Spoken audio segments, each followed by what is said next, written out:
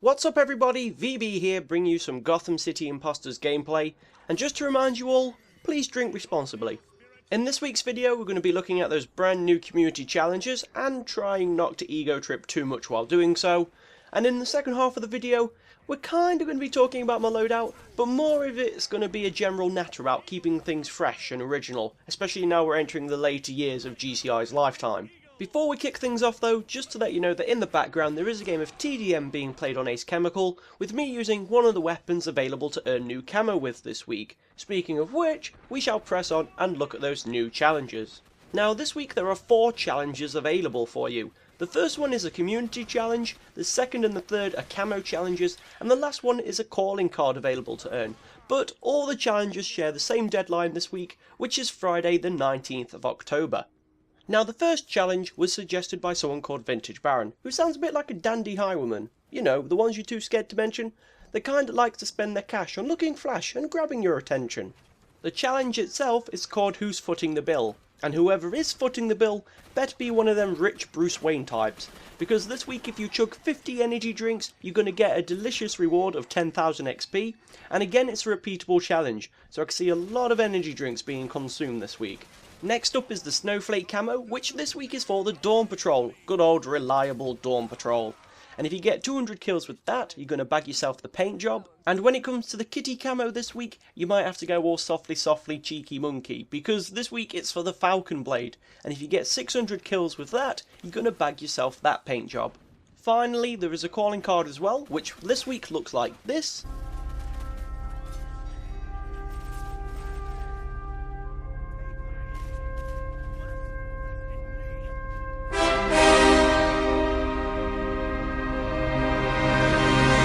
Yes, I know, that was very dramatic.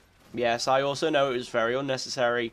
And yeah, I kinda know it's not one of the greatest calling cards in the world, but hey, you get what you're given at the end of the day. And this week that calling card is available if you kill 300 foes.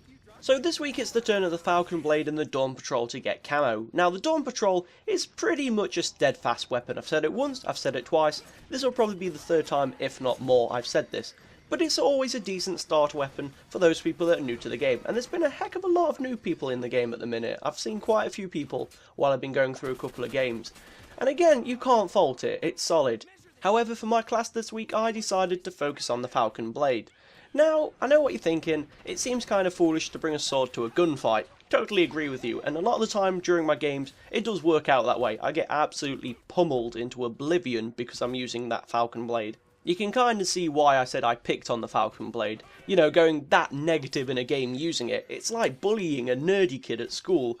Analogies aside, the other reason I picked the Falcon Blade was because I wanted to think outside the box with it. Because if you think about it, when you see people running with the Falcon Blade, it's always Ninja Smoke Bombs, Falcon Blade, or it's always Roller Skates and Falcon Blade. That's pretty much it really, it's sort of the set standard of class. And as a result, when I was trying to think of a class by myself, I was really stuck because I couldn't think beyond its effective class. You know, if something works, you don't want to change it, because that's how you get results at the end of the day. Last night though, I was lucky enough to bump into a rather feathery source of inspiration, aka BuoyantPigeon, because last night I was talking to him. Well, I wouldn't say so much talking, I was basically saying the Falcon Blade's terrible to use on any other class, and he piped up with a mouthful of sandwich and said, "No it's not, try these ideas."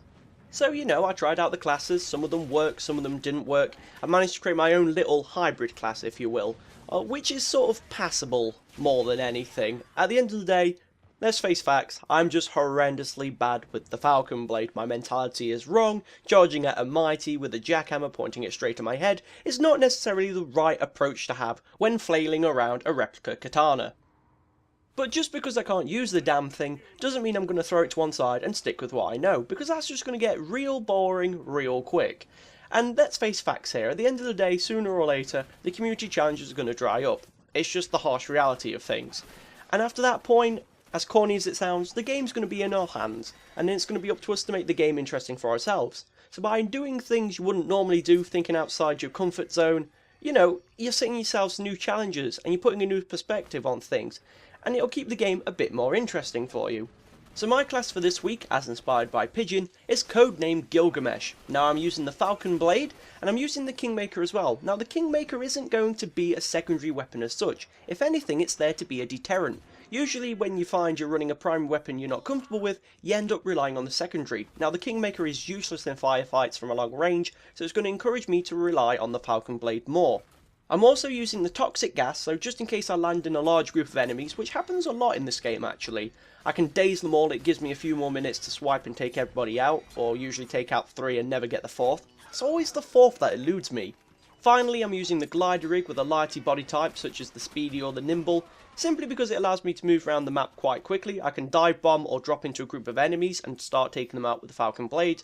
And also it's quite funny to laugh at myself when I think it's clever to dive bomb onto a mighty and get absolutely smacked around because of it. Well played, Ben, well played, you're an absolute genius. My fun facts are regenerative and also cutthroat, which is quite important when facing those heavier body types. It gives you that little bit more damage when using the Falcon Blade. So that's my loadout for this week. Yeah, I know I'm not the greatest with the Falcon Blade, but with enough hard work and determination, soon I'll be the mightiest swordsman in all of Ivalice.